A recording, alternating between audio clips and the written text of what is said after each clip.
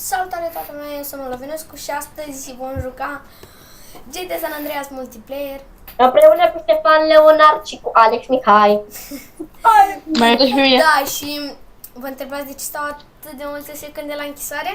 Am jefuit banca, dar n-am primit niciun ban pentru că i-a luat Păi poliția. nu știu cum să facem.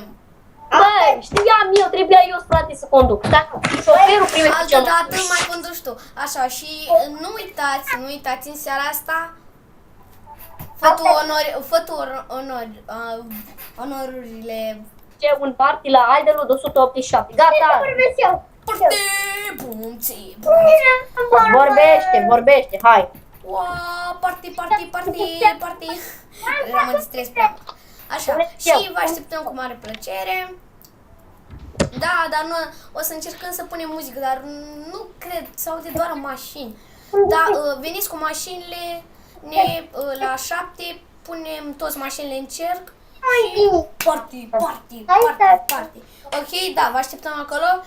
Acest filmuleț a fost doar să vă amintim de party și da, vă așteptăm acolo. Stai, Adi, Andrei. Da, bă, ce? Băi, nu poți să pui mai multe mașini, să le deschizi ușile, să pornești muzica, pentru că nu o să se audă. Știu, nu se aude, nu știm de ce nu se aude. Băi, luați-vă MP3, trebuie să toți MP3, mă, și Da, dar nu avem cont premium, ia stai, /MP3. Nu ai MP3 player, trebuie să-mi cumpăr un MP3 player. Da, cumpărăm, vedem noi. Da, nu uitați de party, Idolul 168 și da, vă așteptăm. Pa, prieteni!